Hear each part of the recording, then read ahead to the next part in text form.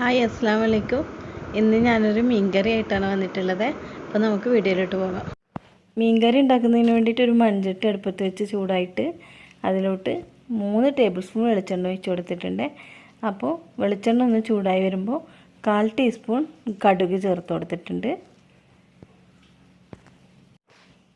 കടുക് ഒന്ന് പൊട്ടി വരുന്ന സമയത്ത് 1/4 ടീസ്പൂൺ അളവിൽ നമുക്ക് ഉലുവ കൂടി ചേർത്ത് കൊടുക്കാം.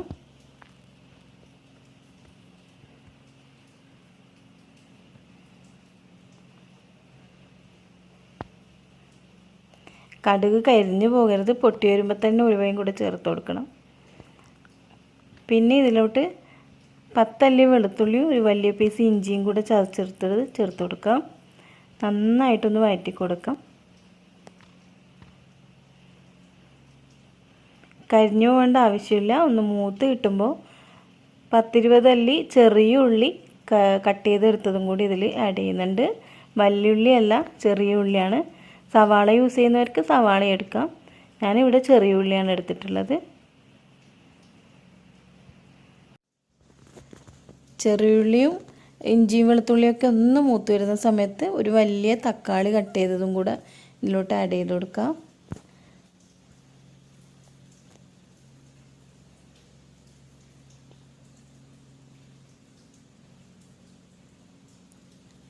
അടി പിടിക്കാത്ത വിധത്തിൽ നന്നായിട്ടൊന്ന് ഇളക്കി കൊടുക്കാം.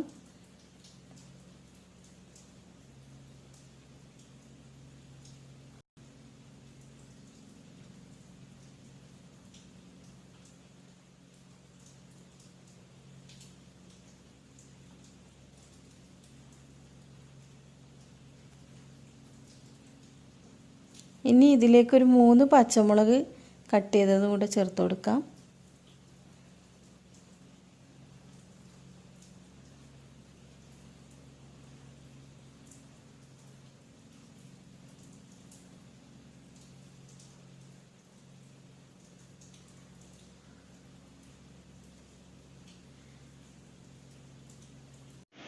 ഉള്ളിയും തക്കാളിയൊക്കെ നന്നായിട്ട് വഴറ്റിയെടുത്തതിന് ശേഷം 1/4 ടീസ്പൂൺ അളവിൽ മഞ്ഞൾപ്പൊടി ചേർത്ത് കൊടുക്കുന്നുണ്ട്.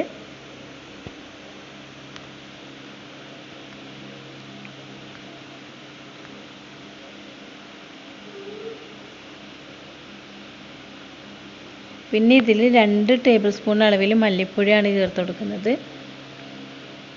മല്ലിപ്പൊടിയുടെ അളവ് വേണമെങ്കിൽ കുറച്ച് കൊടുക്കാം. ഞാനിവിടെ 2 ടേബിൾ സ്പൂണാണ് എടുത്തിട്ടുള്ളത്. ഇനി 3 ടേബിൾ സ്പൂൺ അളവിൽ കാശ്മീരി മുളക് പൊടിയാണ് എടുക്കുന്നത്. അധികം എരിവ് ഉണ്ടാവില്ല, അതുകൊണ്ട് തന്നെ 3 ടേബിൾ സ്പൂൺ നിറയെ എടുക്കുന്നുണ്ട്.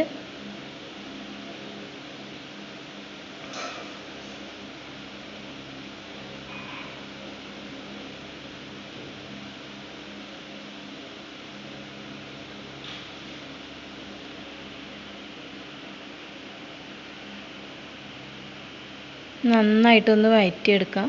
അധികം കരിഞ്ഞു പോകേണ്ട ആവശ്യമില്ല. പച്ചമണം മാറുന്നവരെ ഒന്ന് വഴറ്റി കൊടുത്താൽ മതി. ഇനി ഇതിലേക്ക് ആവശ്യത്തിന് ഉപ്പ് കൂടെ ചേർത്ത് കൊടുക്കാം.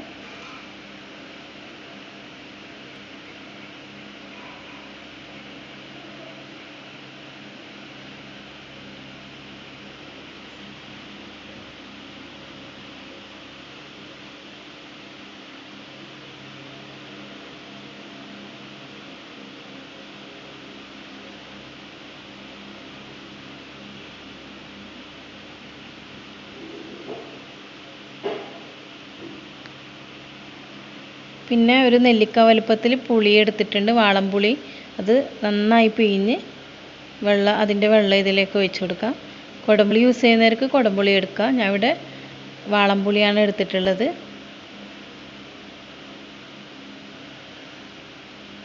ഇനി ഈ ഒരു ഗ്രേവിയിലേക്ക് ആവശ്യത്തിന് വെള്ളം കൂടി ചേർത്ത് കൊടുക്കാം.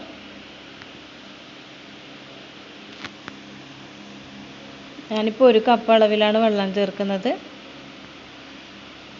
അധികം ലൂസാവാത്ത ഒരു കുറച്ച് തിക്കായിട്ടുള്ള ഗ്രേവിയാണ്. ഇനി തിളച്ച് വന്ന ഈ കറിയിലേക്ക് കുറച്ച് കറിവേപ്പില കൂടി ചേർത്ത് കൊടുക്കുന്നുണ്ട്.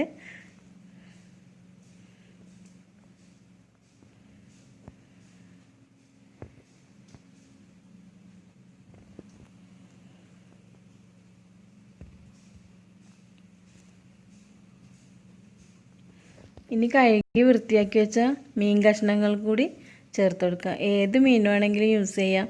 ഞാനിപ്പോൾ ഇവിടെ കുറച്ച് കട്ട് ചെയ്തെടുത്ത മീൻ ചേർത്ത് കൊടുക്കുന്നുണ്ട്.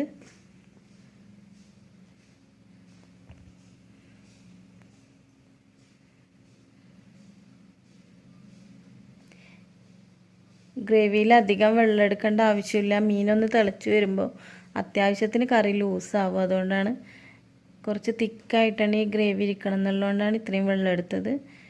ഇനി ഇത് ഒരു സ്പൂൺ വെച്ച് കറിയിലേക്കൊന്ന് ഇറക്കി വെച്ച് കൊടുക്കാം.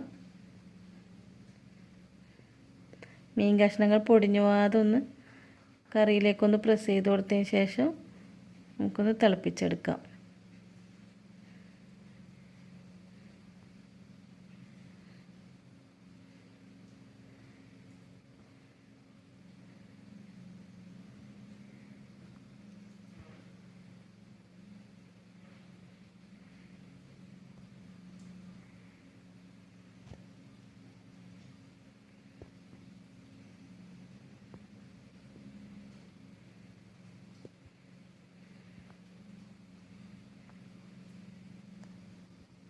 അപ്പോൾ നമ്മുടെ കറി കുക്കായി വന്നിട്ടുണ്ട്.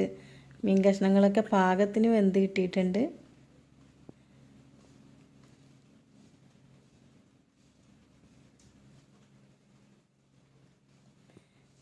ഇനി ഇത് കൈകൊണ്ടൊന്ന് എടുത്ത് ചുറ്റിച്ചെടുക്കാൻ ഞാനിപ്പോൾ ഫ്ലെയിം ഓഫാക്കിയിട്ടാണുള്ളത്. സ്പൂൺ വെച്ച് ഇളക്കിയെടുക്കുമ്പോൾ മീൻ കഷ്ണങ്ങൾ പൊടിഞ്ഞു പോകും. ഇതുപോലെ ചുറ്റിച്ചെടുത്താൽ മതി. ഈ ഒരു റെസിപ്പി എല്ലാവർക്കും ഇഷ്ടമായെന്ന് വിചാരിക്കുന്നു. എല്ലാവരും ഇതൊന്ന് ട്രൈ ചെയ്ത് നോക്കണം. സബ്സ്ക്രൈബ് ചെയ്യാനും മറക്കല്ലേ.